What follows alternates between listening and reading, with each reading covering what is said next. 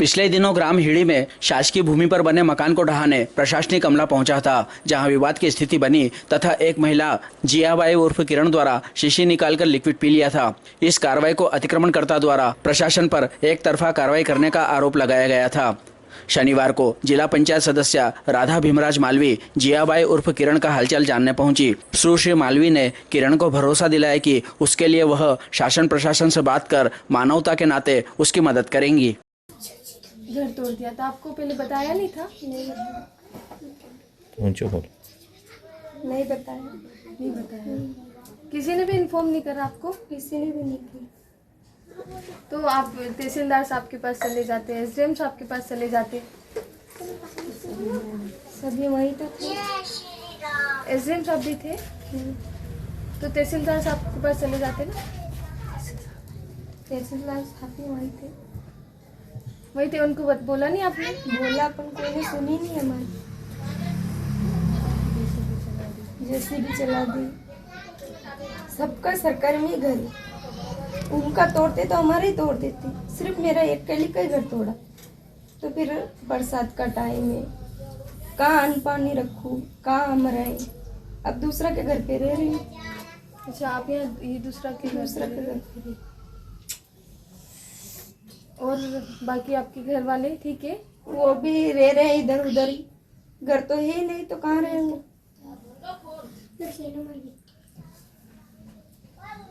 अब 6 जाने की रिपोर्ट करती है, तब उन्होंने 20,000 मांगे। 6 जनों पे रिपोर्ट हो गई। तो वो लोग साथ में थे क्या आपके? नहीं थे। फिर भी रिपोर्ट कर दी उन्होंने। झूठी रिपोर्ट करी की रिपोर्ट। और 20,000 मांगी। किस बात की 20,000? रिपोर्ट की जमानत के देने पड़े। 20,000? हाँ।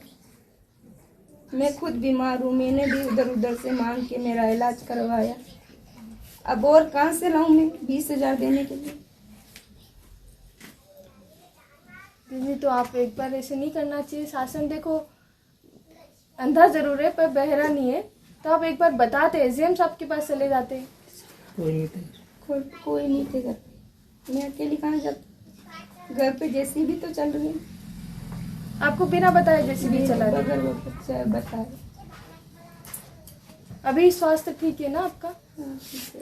तो आप डरो नहीं, हम आपके साथ में हैं और मैं एसडीएम साहब से भी बात करूंगी इस बारे में। ठीक है मैडम।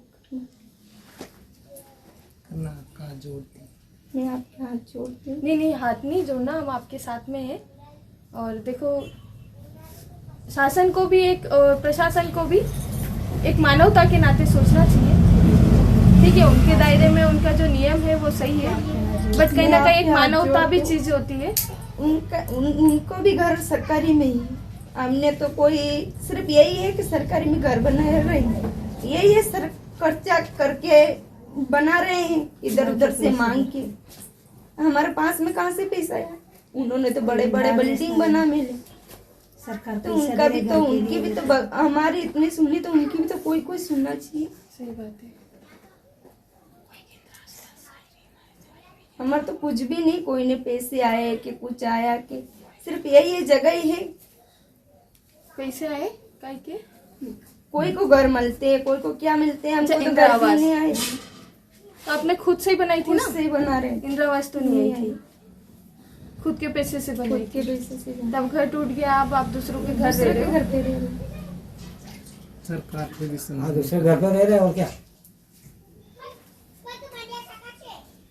ठीक है, आप डरो मत, घबराओ मत। जोड़ते मैडम। नहीं, हाथ में जोड़ो। आप डरो मत, घबराओ मत, हम आपके साथ में हैं। और मैं एसडीएम साहब से भी बात करूंगी, फोन लगा के उनसे। ठीक है दीदी, अभी ध्यान रखना।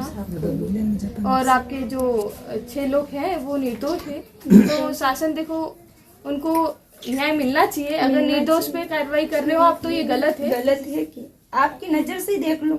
गलत है ना, जो गलत उसको गलत बोले ना। हाँ, तो गलत ही है वो। पहले आपका स्वास्थ्य ठीक नहीं है, आप दूसरों के घर रह रहे हो। घर रह रहे हैं। आप आराम करें, आपका स्वास्थ्य का ध्यान रखें, आप टेंशन ना ले, अच्छा होगा। और एसडीएम साहब से बात करूंगी मैं आपके बारे में, वो जरूर आपके बारे में बहुत अच्छा कार्य करेंगे। अगर वहाँ स्थान नहीं है तो कहीं और आपको घर अलॉट करवाएंगे वो। ये यही हम आपके चाह रहे हैं, यही होना चाहिए। बिल्कुल, रहने के लिए आपकी व्यवस्था भी करेंगे वो। एसडीएम साहब से मैं बात करूंगी।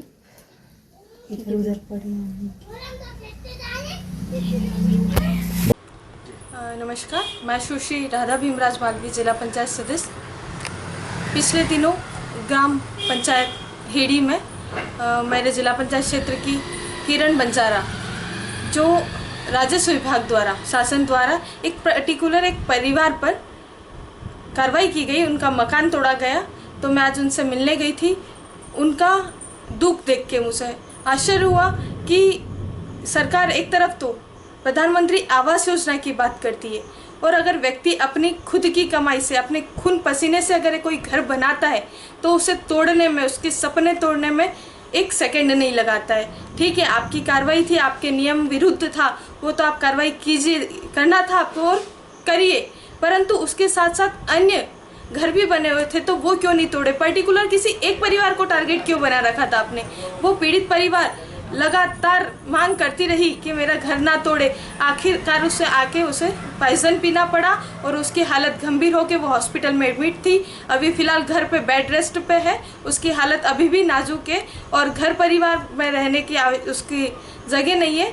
वो दूसरों के घर परिवार में रह रही है और पति भी दूसरे के घर रह रहे। अगर आपको कार्रवाई करना है तो सभी लोगों पर कार्रवाई की जाए, ना कि किसी एक पर्टिकुलर एक व्यक्ति पर कार्रवाई की जाए। मैं शासन प्रशासन से भी मांग करती हूँ कि अगर आपको कार्रवाई करना है, आपके नियम विरुद्ध अगर कोई कार्य कर रहा है तो सभी के समान रूप से कार्रवाई करें। पीड़ित परिवार के द्वारा मुझे ये भी बताया गया कि मेरे परिवार के 6 लोगों पर झूठी एफआईआर दर्ज की गई, बल्कि उसमें से 3 लोग ही वहाँ पर मौजूद थे और 3 लोग मौजूद नहीं थे।